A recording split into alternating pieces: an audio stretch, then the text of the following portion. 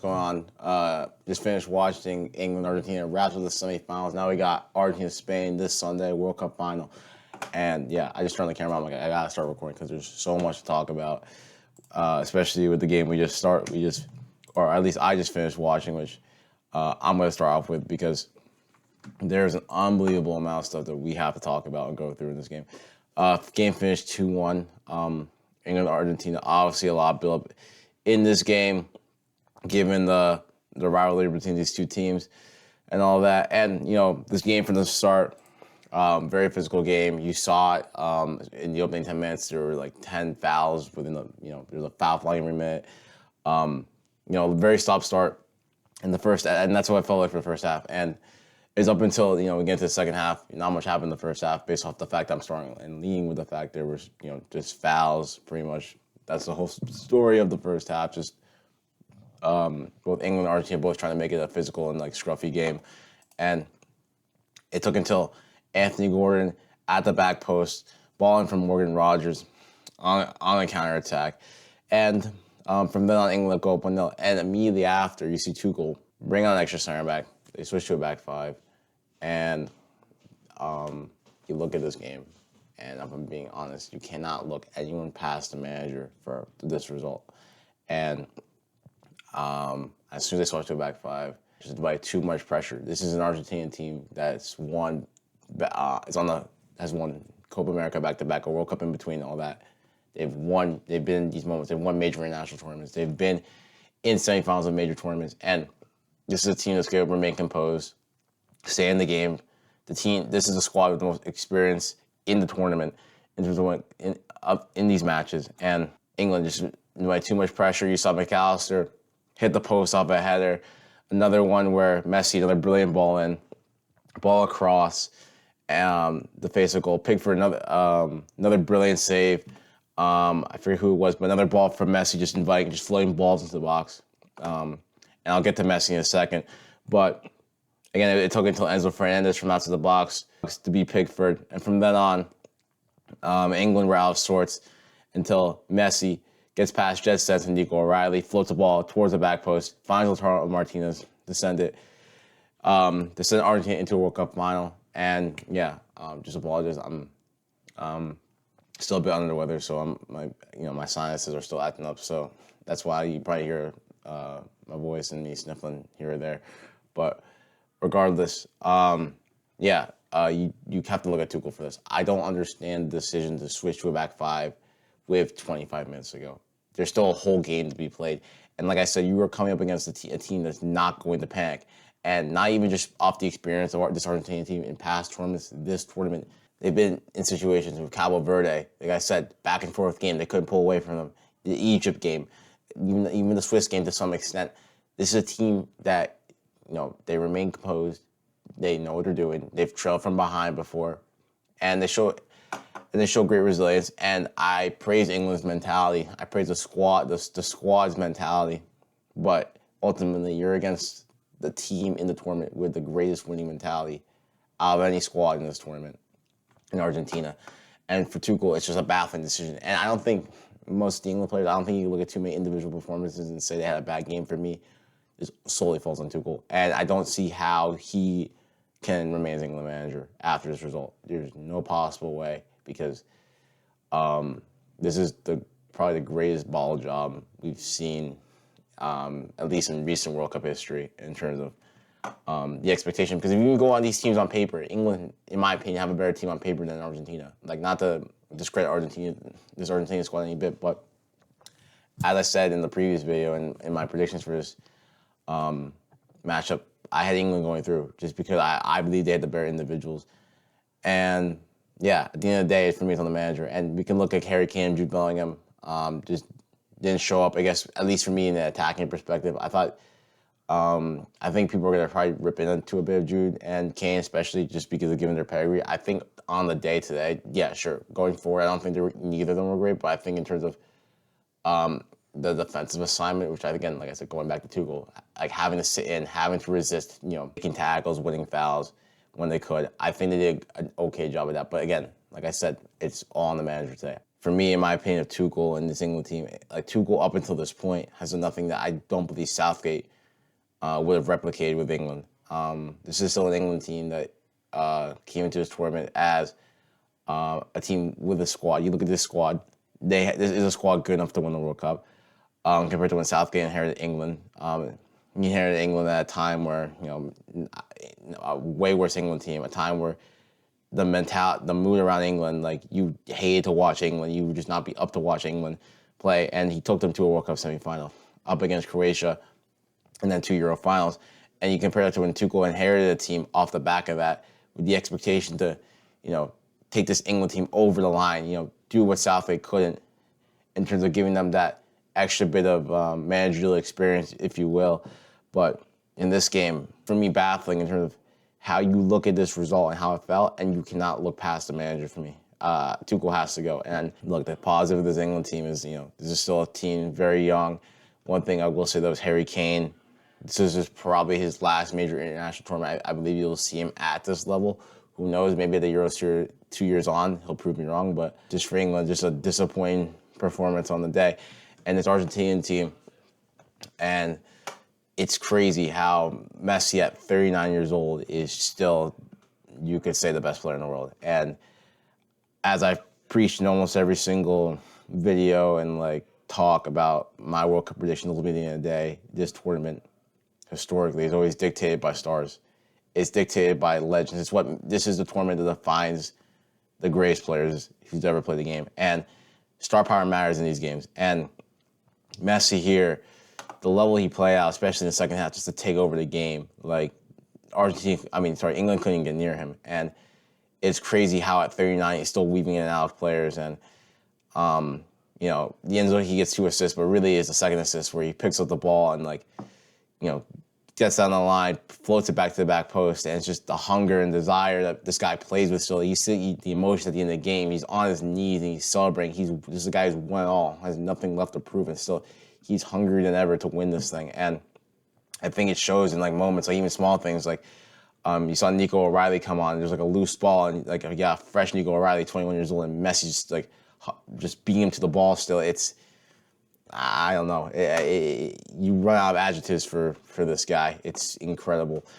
And like I said, going back to the England, the game plan, because, many managers have set up plans to stop Messi and easier said than done. But the way they play to sit back and let Messi just control the game, in a sense where, because Messi's 39, obviously the weaknesses with Messi is that he's physically limited at 39 years old. His quality on the ball, it's still there. But in terms of him being able to, just carry the ball, run, just run, pretty much keep it still. He's 39 years old. He can't run like he used to. As soon as you sit back, you sit in and make the game small, you make the pitch small, you let Messi just get on the ball and do what he wants, it's a recipe for disaster. So for me, England, after they got the first goal, they have to make the game more open. They have to force Argentina to take more risks because Argentina will be more open. Both the center backs were on yellow cards at this point.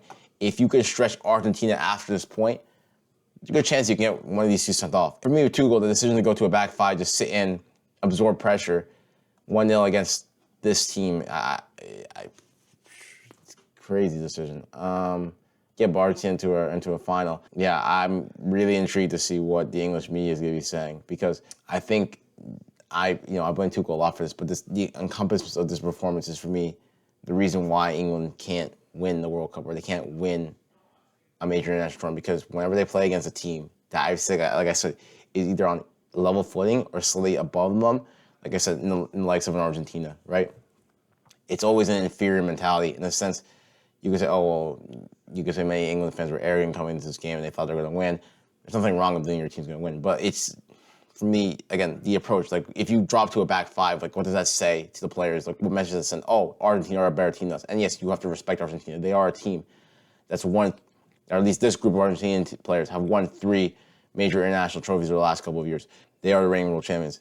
But that being said, this is an England team with quality players on it. You have the Ballon d'Or frontrunner in Harry Kane, one of the players of the tournament, and Jude Bellingham. What message does this send? It's we score a goal and we're going to sit back for 25 minutes. You invite the pressure. And it shows that, oh, you all of a sudden the dynamic changes. Like England don't respect like England were inferior to Argentina. Argentina, oh, we're much better than these guys. And I'm sure that more so the latter in terms of England feeling their or the English, that message of saying we're dropping to a back five, saying that message to the players saying, oh, we're gonna drop and sit in. All right, sorry to interrupt. I'm ending this back. I just want to kind of re-clarify this point. Pretty much in sum, what I was saying is like the message to the players Tuchel sent by shooting to a back five pretty much says, oh, we're not good enough as players to push on for a second. We have too much respect for Argentina as a national team. As we have too much respect for this group of Argentinian players, so we're gonna sit off and absorb pressure, hold on to this 1-0 win 25 minutes ago. So, yeah, that's pretty much in sum my message. I think I heard England today. Also, one thing I didn't mention was some of the substitutions didn't really make much sense, especially like the Nico O'Reilly one. As much as I love Nico O'Reilly, bring him on. First of all, as good as season he had at left back, he's not naturally a left back. And even if you were to put him into midfield, he's an attacking midfielder at the end of the day. He's not a defensive player by trade. He's also 19 years old. And again, I know Henderson's injured, but this is also on Tuchel, the fielder, to introduce maybe like someone like Kobe Mino into the midfield. If you were looking for someone who's a more natural midfielder and can be slightly more defensive than Nico, or naturally more defensive within the midfield. Just wanted to preface some stuff. Back to my main point. Yeah, they're better than us. And then as soon as Enzo Fernandez scores, if we go through the here again, where's the right here? Fernandez scores minute 85. Right, all of a sudden the game is 1-1, and like the Egypt game, right, with Egypt when they concede late on, the whole point is just get the extra time. If the game is level, and sure, like you say, oh, England are in the back five and they don't have a shape anymore. Well, they still have a substitution window here. So it's here. Immediately as this goal went in, Tuchel should have brought subs on. He should have went, okay, we're going to go back to our original formation. This is still a game. We're not going to sit in by more pressure because all of a sudden the momentum is Argentina. You have to corrupt the Argentine momentum for the last how many ever minutes, get the extra time, regroup. You have to be able to pose a threat. But if you keep the shape where you're going to sit in, absorb pressure, with Argentina all of a sudden feeling the relief of scoring that late goal by Enzo Fernandez, and all of a sudden they're the ones all of a sudden probing and trying to get the win, rather than England holding on for a win. It's Argentina probing for the win. And it happens. Like, you know what I'm saying? It happens. Like, the floodgates open. You can't resist for much longer. And Argentina get the winner. And like I said, it just comes back to poor management from Tuchel. Poor in-game substitutions. And look, we can get into his squad decisions, like whether or not he should have brought Trent, Foden, Palmer, whatever. And I've had criticisms of that throughout the tournament. But honestly, if I'm going to be real, I don't think any of those players would have made a difference today. Today is purely on the mismanagement of this game from minute 1 to minute 90, and especially the second half. And yeah, it's cost England, and this is a wound that's going to hurt because in terms of, I'm not English, so maybe I can't relate in terms of, I can't speak on in terms of the heartbreak of how England has been knocked out of tournaments and, being so close, especially within the last couple of years. But for me, at least to my memory, at least between this period of England players, which I would consider from Southgate era onwards to now, I would say this exit, at least in my mind, would probably be the most tragic. Be 1-0 up against the world champions, be half an hour away from a World Cup final. And just to play like that, drop off, it gives memories of the Euro 2021 final when Luke Shaw scored minute 3. You're out playing home at Wembley, and all of a sudden, like Southgate, you drop off for the whole rest of the game, and you lose on penalties there. At least you get the penalties here. 90+2 dagger to break your heart. Damn, but Argentina into a final up against Spain, who again couldn't have got this more wrong. These are my predictions about who's going through. In this game, again, it'll be a theme of these two games. We're going to talk about the manager. But before I get onto France, I'll talk about Spain and how good they played. In my pre-tournament prediction, I had France-Spain being in the semifinal. And in my original prediction, I said, as good as France team is, I have more faith in Luis de la Fuente managing a better game than Didier Deschamps. And that's what happened. And you know what? I'm a sucker because I changed my original analysis in my other my other prediction where I said, oh, I think France will beat Spain because they've been the best team in this tournament, and that's true. Now, I don't think many people had France. Not many people had Spain winning this game over France just because France is playing so well. Unless I guess you're Spanish or you're a Spanish pundit, I didn't really see anyone say, "Oh, Spain are going to beat France," especially in 90 minutes. And although the score is 2-0, I think the Flyers France because they got played off the park. Absolutely ran the show. Rodri yesterday, fantastic. And it all starts Spain with winning a penalty. Digne in that moment, I'm going to be honest, like this is a World Cup semifinal. And in terms of how casual he clears that ball, like just bobs the ball up in the air. You invite the danger. I'm telling you, that's not good clearance. Anytime you clear the ball like that casually, especially in a game of this magnitude at this level, it's not going to slide. Lamine Yamal pounces, clear penalty. Like, I don't really see how it's otherwise. Digne just like kicks him. Digne makes a mess of it. Oswald converts. We get to the second half. Dang Olmo. I've been critical of him, but does really well there with the flick on. Finds Poro. 2-0. And France didn't offer anything, didn't offer much in the first half at all. I don't think even they generated a shot on goal. And second half, had a little bit more. Unai Simon, I would say yesterday, really justified his position. Just really justified his De La Fuente's decision to start him in this tournament over David Raya and Juan Garcia. Spain look like fantastic right now. I think they will be the favorites going to the final up against Argentina at the moment. And we can talk about Yamal a bit. I think Yamal had an okay game. Obviously, a goal disallowed. But it's crazy to see Yamal, Messi, World Cup final. That's definitely one that the storylines in that final, the finalissima canceled. Now we're seeing both these two teams, number one, number two in the world, up against each other. Fantastic. But what's not fantastic is this France team yesterday. Like I said, Deschamps. Like I said, I should have stuck with my pre-tournament prediction. I got sold into the France hype. Not to say, oh, I don't think this France team is good. All of a sudden we shouldn't do a 180 and say this France team is overrated because this France team is still a very good team. But like I said, I tried to give credit to Deschamps for how he set this team, and I will to some extent. But this is where my doubts came in. My doubts were realized in this game because I have no problem with this France lineup from the start. I have no issues with it because it's been the lineup that's been working all tournament. You can say, oh, well, too many in for Kone. Sure, too many is a better player. Kone's been playing well recently. Kone deserved to lose a starting spot X, Y, and Z. But other than that, I think this lineup is fine. But as soon as you see your team getting overrun by the Spanish midfield, you have to adjust. Elise yesterday, terrible. Actually, all these attackers yesterday were terrible, but Elise especially, just so wasteful on the ball. And for the not being able to make changes, not being able to adjust to the fact that your team is drowning. It's not like, oh, this game is back and forth and we're getting unlucky. No, Spain are clearly the better team. They are dogging your team. And for Deschamps to just sit there and watch that and make no changes at all to the other game, I think, again, shows my doubts in terms of his incompetencies as a manager. And that's it's a harsh criticism to a manager who's won the World Cup. But for how good this France team is, and if you look at the stretch of Deschamps' run with the national team since 2014 to now, 12 years in the national team, you could make an argument that he's underachieved given the talent of this national team to only win one World Cup. No Euros, one World Cup. I'm sure you could say, oh, there's a Nations League shoved in there. But you could make the argument because I think up until this game was played, France were clear favorites for this tournament.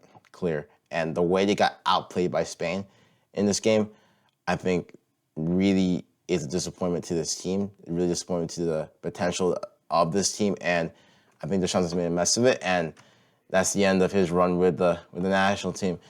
And sure, it hurts that, Saliba got injured in this game, but just not good enough, and especially from the likes of, these three who've been brilliant all tournament. Yeah, just lackluster. And now we have a Spain-Argentina final, who I probably won't record another video before the final previewing that, so I'm just going to give my early on prediction now. Both these teams throughout the tournament, they've been questioned at times. And I think especially in these semifinals, we really saw the best of these two teams in terms of how you can't doubt them. In terms of Spain, why they opened up this tournament as pre-tournament favorites. It's a team that, you have questions about the attack, you have questions about Yamal's fitness, Yamal first World Cup. But again, you just see this team keeps ticking and ticking and ticking. And they probably play the best football in the whole tournament. And then you have Argentina on the other hand, who are mentality kings. You know what I'm saying? Every game has been, for them, you could say to the eye, it's been a struggle. And they've had tough moments in this tournament. You know, the Cabo Verde game, the Egypt game, even the England game today. But still, they get the job done. There's just a sort of belief in this team where, you know, you can't kill them. They're always in this game. And I think this will be a tightly contested final for sure. And honestly, I think Spain will be favorites. And actually, they have the odds right here to the side, so Spain are favorites. But my prediction, and I'm going to stick with my gut here, is star power matters. And who's shown more star power in this tournament? It's been Argentina and Messi. And I think they're going back to back. That's my prediction. That's my early on prediction. I think Spain are a better team. They show more. But like I said, in this tournament has history. And as history shows, star power is always the decisive factor. So I'm going with Argentina. I'm going to go against the grain here.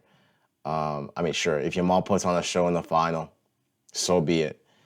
I got no horse in this race. You know, I love seeing Messi winning a second World Cup. I'd love to see Yamal. Yeah, actually, you know, in my opinion, funny enough, it's almost like his career is almost too perfect at this point because if you think about it, he's won the Euros, won the World Cup. He could potentially win the World Cup. And let's say Barca win the Champions League this year. Like, he's pretty much completed football before turning the age of 20, which is insane. But yeah, I'm excited for this final. I guess there's a third place game, but I'm not really going to preview that because it's a third place game. So yeah. Other than that, though, really enjoyed the games today. And yeah, I'm on the right screen. Really enjoyed the games today. And I'll see you after the final later.